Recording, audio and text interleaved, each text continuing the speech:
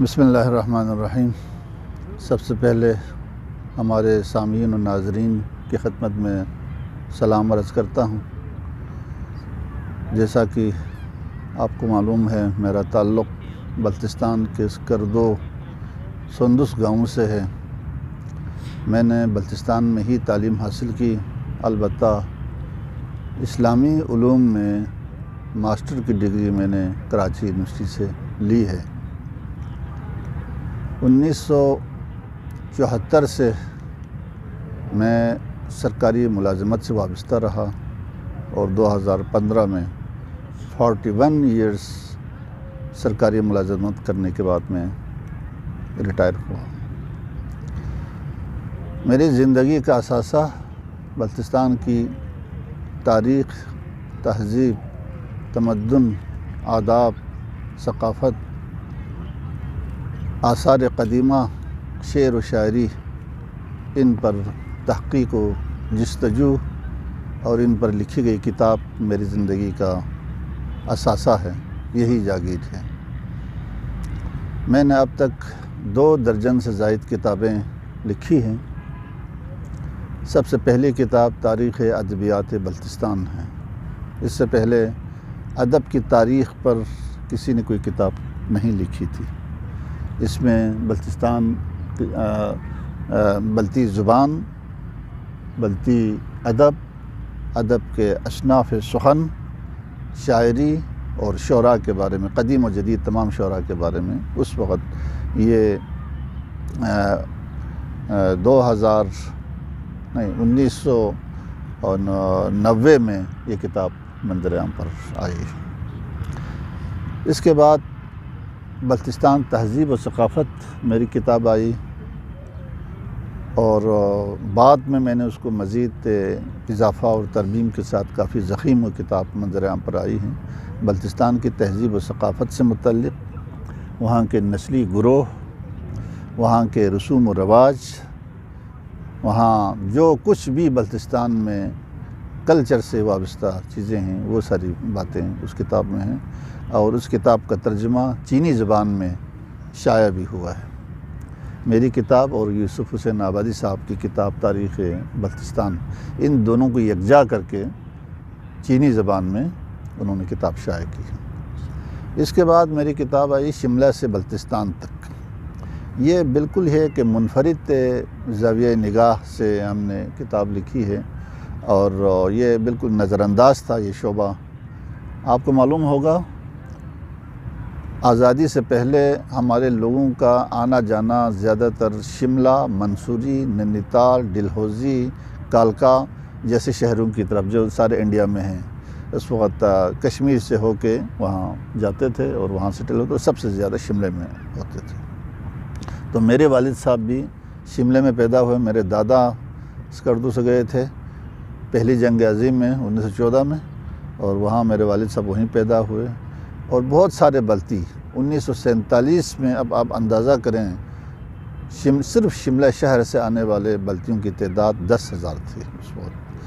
تو یہ کتاب ان بلتیوں کے بارے میں ہے کہ انہوں نے کس طرح سے بلتستان سے ہجرت کر کے وہاں جا کے ان کی سیٹلمنٹ کیسی تھی، کیسے گئے، ان کے اٹھنے بیٹھنے کا طریقہ کیا تھا۔ پھر تحریک پاکستان چلی تو ہمارے لوگوں نے تحریک پاکستان میں کس طرح کا حصہ لیا، اور پھر پاکستان بننے کے بعد مائیگریٹ ہو کے پاکستان کے مختلف شہروں میں آ کے بس گئے اور کیسے بکھر گئے۔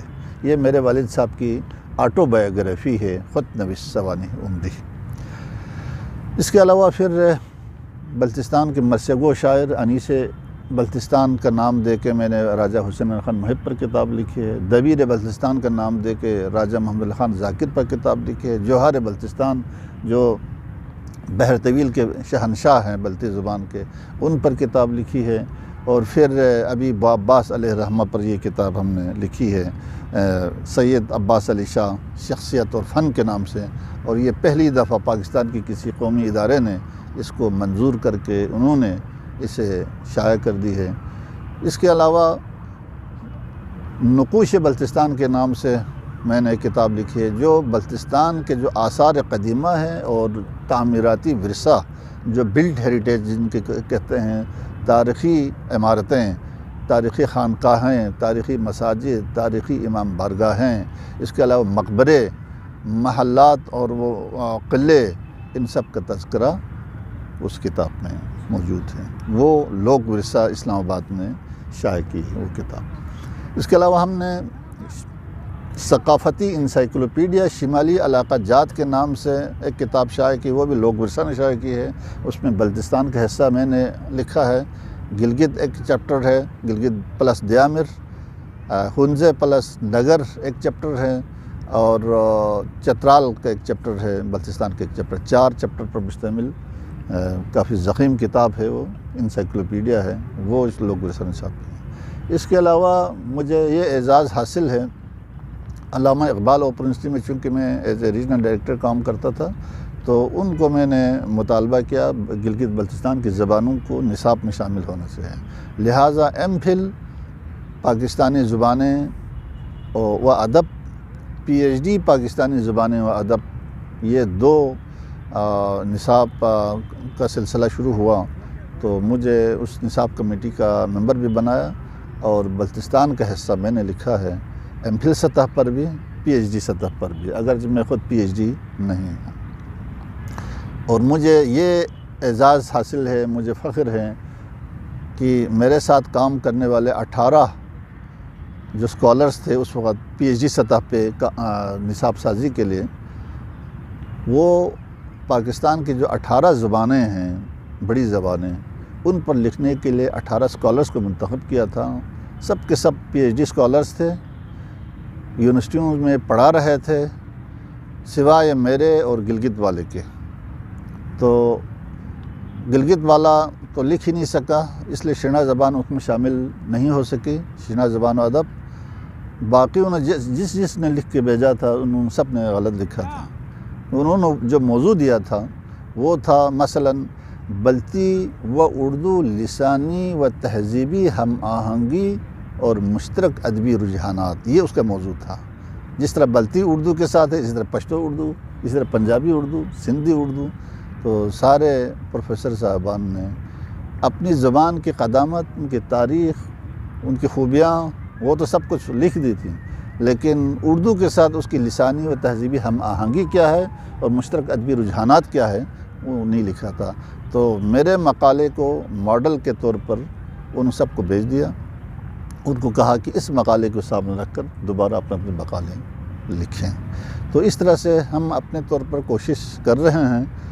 ایک ناول حال ہی میں نے لکھا ہے، تاریخی ناول ہے، دستاویزی ناول ہے، جس میں بلتستان کی تاریخ قبل از تاریخ سے لے کر بلتستان میں تخلیق کائنات کا نظریہ کیا ہے، وہاں سے لے کر پھر راجگی دور، پھر ڈوگرا دور، اس کے بعد جنگ آزادی کے واقعات، اور پھر جنگ آزادی کے بعد جو منقسم خاندان ہے ان کے اوپر کیا کچھ بیتی اور بیت رہی ہے، اور پھر اس وقت گلگت بلتستان کی سچویشن کیا ہے، وہ ساری کہانی اس دستاویزی ناول میں نے لکھ دی ہے۔ تو یہ اپنے طور پر اس طرح اور بھی بہت ساری کتابیں ہیں۔ بلتستان اور فن تاریخ گوئی ہے، پولو پر میں نے ایک کتاب لکھی ہے، منفرد لوگوں کے لیے بہت دلچسپی کی چیزیں ہیں۔ تو اور بھی کئی کتابیں میری آئی ہوئی ہیں، ان سب کا تذکرہ چونکہ یہاں وقت کم ہے اس کی تفصیلات میں نہیں بتا سکتا ہوں، لیکن نوجوان نسل سے میری گزارش ہے آپ علم کی طرف متوجہ ہو جائیں، ادب کی طرف متوجہ ہو جائیں، تہذیب و تمدن، اپنی شناخت، اپنی زبان، اپنی تہذیب و ثقافت، اپنی تاریخ سے ہی شناخت بنتی ہے۔ اگر آپ اپنی زبان کو، اپنی تہذیب و تمدن کو، اپنی ثقافت اور اپنی تاریخ کو آپ بلا دیں گے تو آپ کا کوئی تشخص نہیں ہوگا، آپ کی کوئی شناخت نہیں ہوگی دنیا میں۔ تو جس قوم کی شناخت نہ ہو اس قوم کی مثال اس کٹے ہوئے پتنگ کی طرح ہے جس کی کوئی منزل نہیں ہوتی ہے، جہاں سے آندھی چلے وہ آندھی اڑا کر اس پتنگ کو لے جائے گی۔